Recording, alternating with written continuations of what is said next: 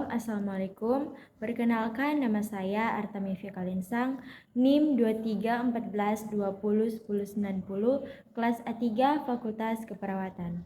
Saya membuat video ini guna untuk memenuhi tugas ujian akhir semester mata kuliah Bahasa Indonesia dengan dosen pengampu Anci Jumliati Lambayang, SPD MPD. Baiklah, pada saat ini saya akan menjelaskan materi tentang anemia. Anemia adalah istilah yang menunjukkan rendahnya hitungan sel darah merah dan kadar hemoglobin dan hematokrit di bawah normal.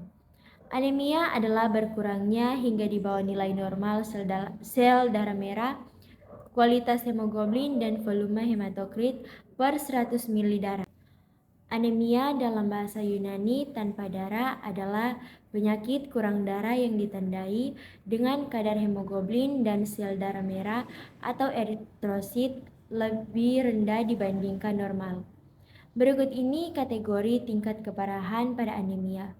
Pertama, kadar Hb 10 gram sampai 8 gram disebut anemia ringan. Kedua, kadar Hb 8 gram sampai 5 gram disebut anemia sedang, dan yang terakhir kadar Hb kurang dari 5 gram disebut anemia berat. Penyebab anemia umumnya disebabkan oleh pendarahan kronik, gizi buruk, atau gangguan penyerapan nutrisi oleh usus. Berikut ini 3 kemungkinan dari penyebab anemia. Pertama, penghancuran sel darah yang berlebihan muncul saat sel darah merah dihancurkan lebih cepat dari normal. Umur sel darah merah normalnya 120 hari. Kedua, kehilangan darah dapat menyebabkan anemia karena pendarahan berlebihan, pembedahan, atau permasalahan dengan pembekuan darah.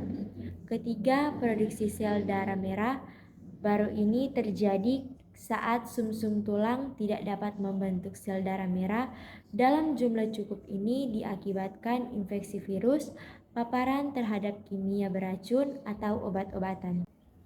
Selanjutnya, gejala anemia yang sering kali muncul pada penderita anemia diantaranya lemah, letih, lesu, mudah lelah dan lunglai, wajah tampak pucat, mata berkunang-kunang, sulit berkonsentrasi dan mudah lupa, sering sakit.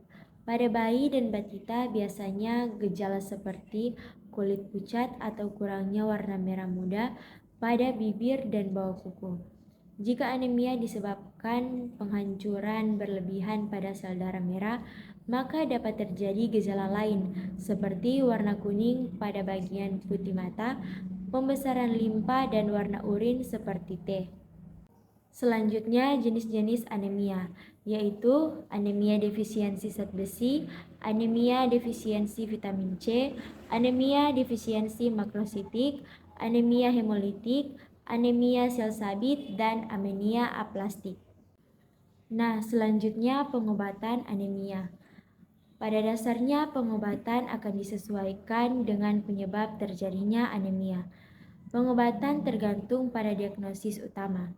Beberapa pilihan pengobatan anemia yang umumnya direkomendasikan dokter antara lain: pertama, mengonsumsi makanan tinggi zat besi. Kedua, mengonsumsi vitamin B12 dan asam folat.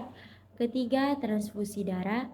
Keempat, transplantasi sumsum tulang belakang. Kelima, operasi. Dan yang terakhir, obat-obatan.